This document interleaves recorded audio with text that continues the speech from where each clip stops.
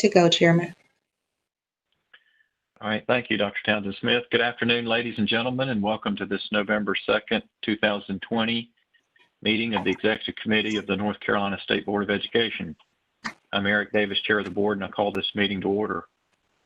Prior to the start of our meeting, we confirm that we do have a quorum of the board participating, which I note to all listening is 4 members for the Executive Committee quorum.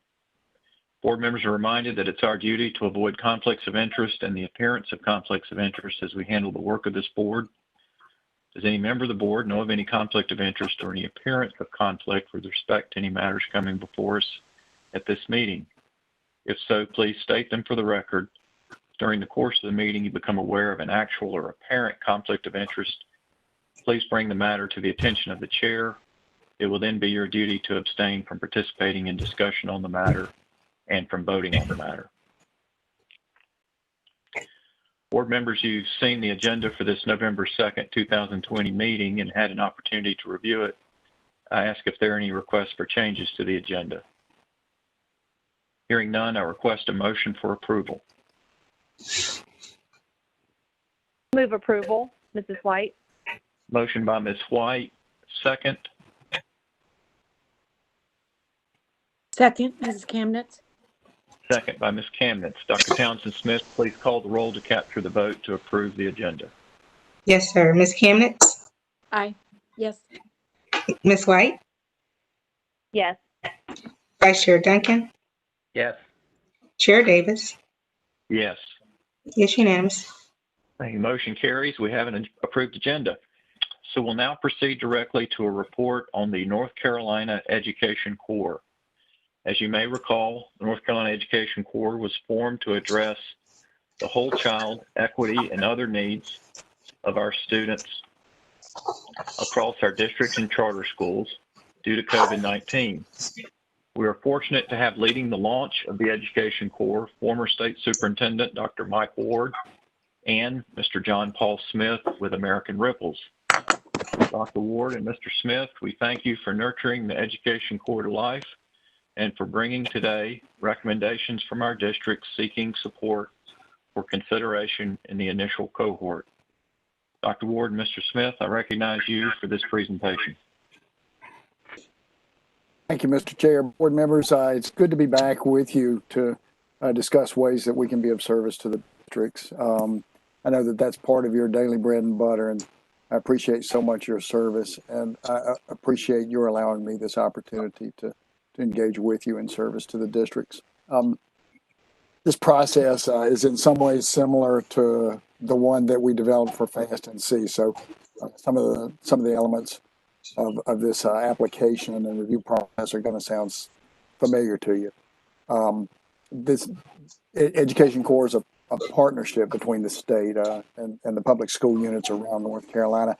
And in this case, it's the deployment of capable, competent, caring individuals who've been trained for service and who are ready to solve problems, the kind that are experienced by students and schools and communities during the pandemic. They'll be working in school districts around North Carolina. One big difference between this and FAST NC is that the districts have the funding, and it's a matter of mutual choice. Districts choose to use their funds, in most instances gear funds, to pay the stipends to the Education Corps members.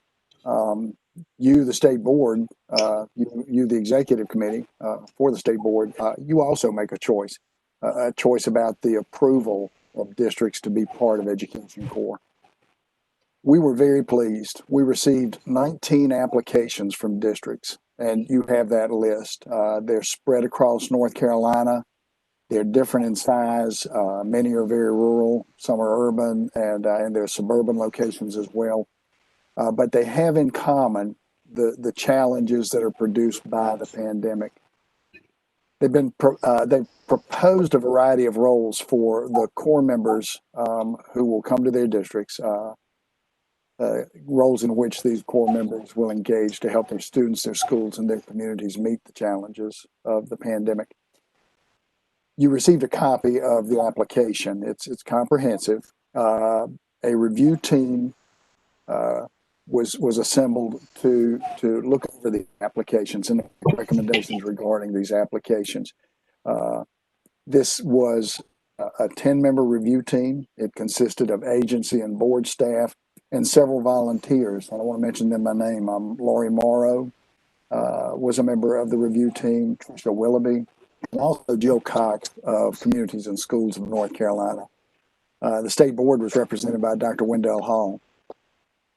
As was the case with Fast NC, we also called each applicant to gather additional insights into the applications, and we consulted with the regional case managers. They also offered a perspective on the readiness of the applicants to participate in Education Corps.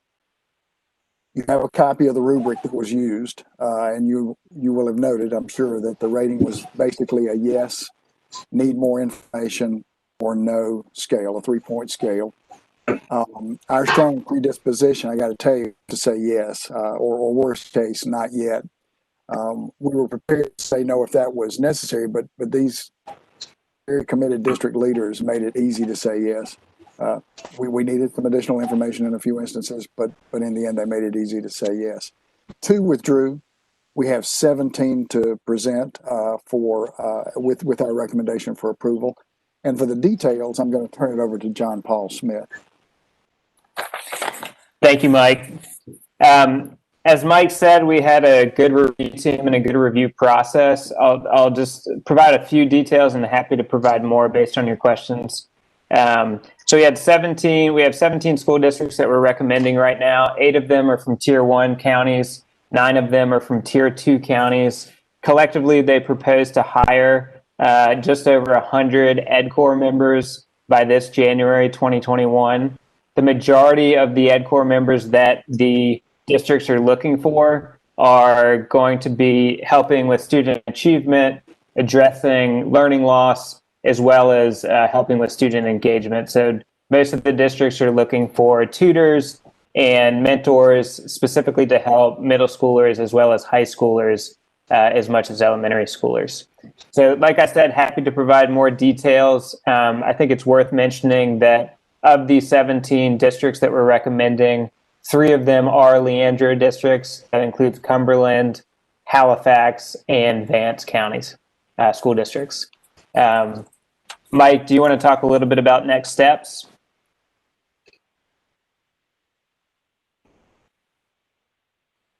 Yeah, just briefly, based on the board's actions today, we'll then begin the process of recruitment and selection of the core members.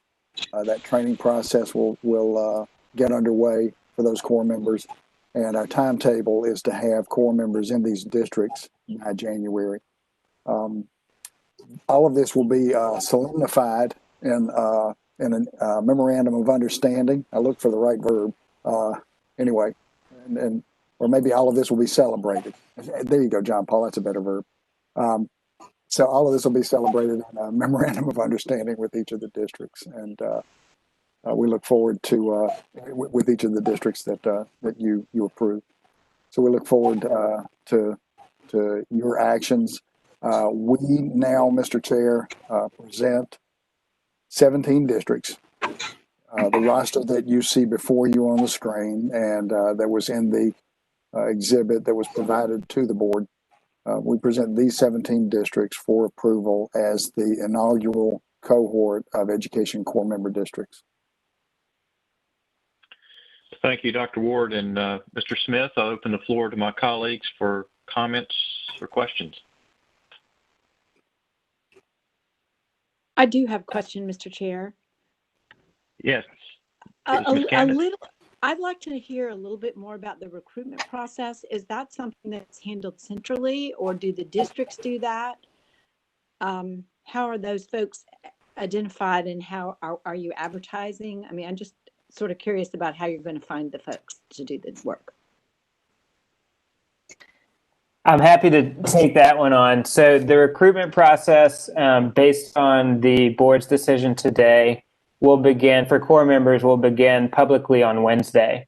And so part of the calls that we had with the school districts was to identify site supervisors for each of the districts who will be in charge of Ed Corps members. Our core team will help to, well, does anyone else hear that beep?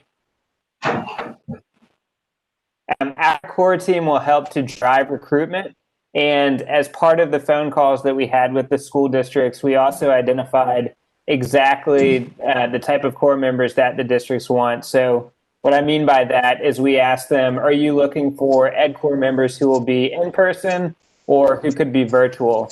And the vast majority of districts said, we are looking for ed core members that we could potentially bring on in person this school year, depending on what our districts decide in terms of opening schools up. And so our intent is to work with the school districts to identify ed core members who could potentially be on the ground in different districts across the state at some point this spring if they needed to. And so in terms of what that looks like from a recruitment campaign standpoint, we will be working with the local districts, although we will be doing the heavy lifting around marketing for core members. So we have determined that we'll be marketing this among community colleges, among colleges. In some instances, we've talked about, for Cumberland County in particular, recruiting military spouses as well as retirees in local areas that have asked for ed core members. So that launch will go public on Wednesday based on the feedback that we get here. We will also be launching a social media campaign. So we have a website that's going to go live on Wednesday, social media campaign to go along with it, to recruit core members in partnership with a number of different networks that we have across the state.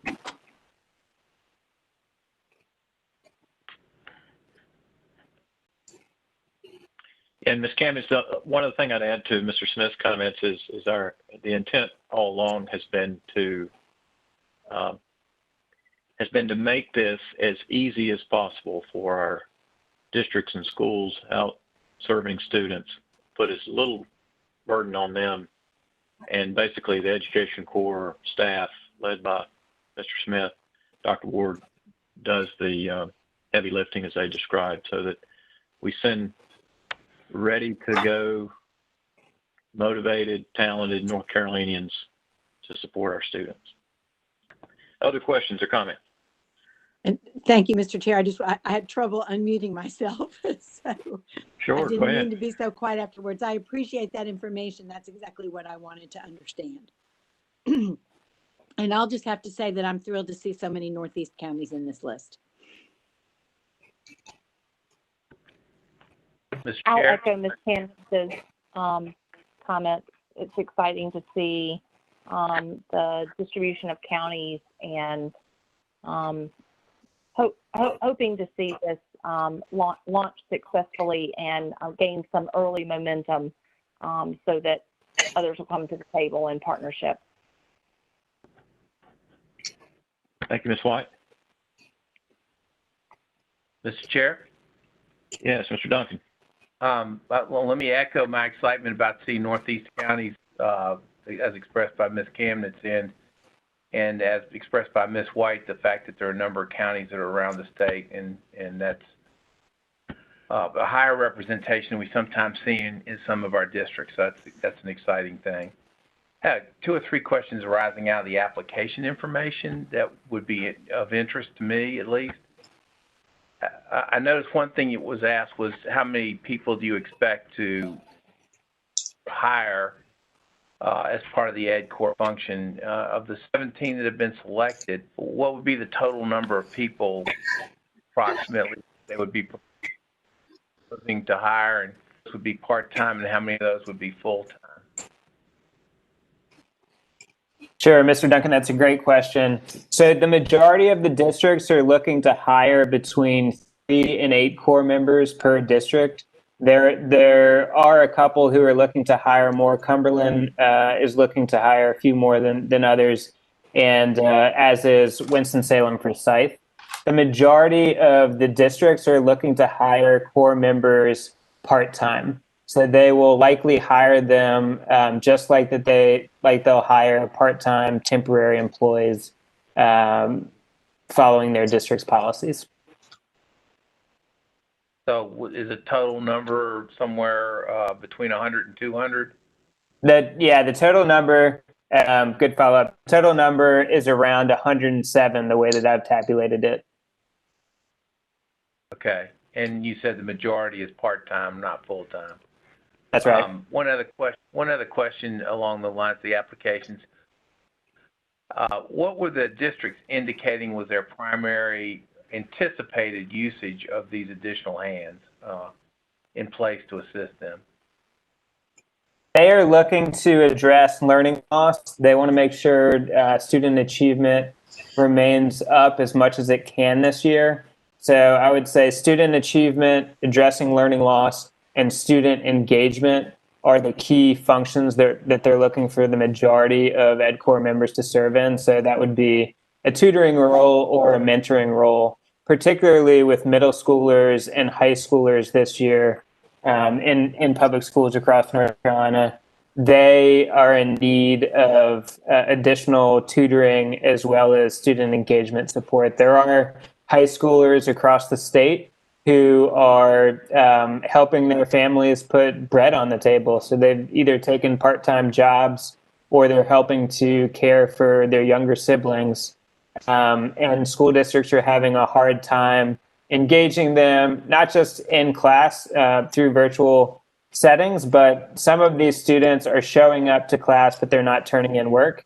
And so the school districts are looking to bring in tutors as well as these mentors more than any other roles for EdCore members in order to help with those issues. Very good. And last question that I had was, I think you indicated, obviously, this first phase is the ones who are about to be program, assuming a positive vote here. There's also an indication for a second phase of applications being available. What anticipations do we have about a second phase in terms of numbers of requests and timing on that? Sure thing.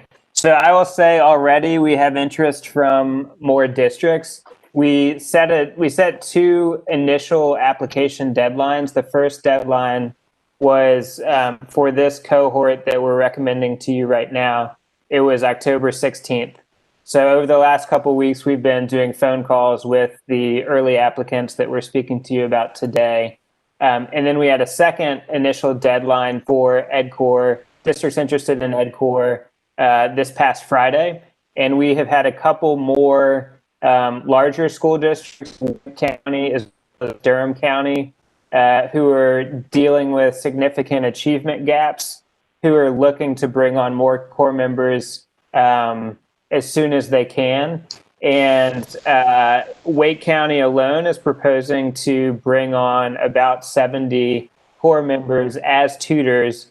Durham has not stated a specific number of core members that they would like to bring on, but pretty quickly we could see a need to almost double the number of core members out in public schools in North Carolina. So that's just the initial group. We will also be inviting other school districts through the year to come on. We're anticipating there may be a need to bring on more EdCore members for the fourth quarter of this school year. And so we'll be preparing for that. I could ask one last, not application, one that's often on the minds of parents in this day and age. What are the background checks that the various core members will go through as they come in to work with our students? Sure thing. Yeah, the core members will have to do the exact same background checks that any employees of the public school districts have to do before they're employed. So the districts will run those checks. Very good. Thank you for those answers. I appreciate all the work that John Paul, you're doing, and certainly Mike, that you're doing to help bring this about. And I'd really share the same enthusiasm you do for the hope that it's helpful to our students. Thank you. Our pleasure. Thank you, Mr. Duncan. Chair. Any other comments or questions? Well, I would just add, as Mr. Smith described, we envision a pretty sharp ramp up in the spring of this year for this new partnership to set the stage for perhaps ongoing support across the summer, and then a much broader level of support in the fall with the upcoming school year. So overall, the board looks forward to receiving future updates as each of these districts implement their plans. And through the leadership of superintendents across our state and that of Dr. Ward and Mr. Smith, we know this initiative will make a positive impact on our students, their teachers, and core members throughout our state, which will contribute to eliminating opportunity gaps and providing additional wraparound services needed by our students during this time and into the foreseeable future. We're stronger together, and through community, charity, and caring for one another, we're certain this will become a model of support contributing to the board's priorities of equity and whole child, as well as the general welfare and common good of all North Carolinians.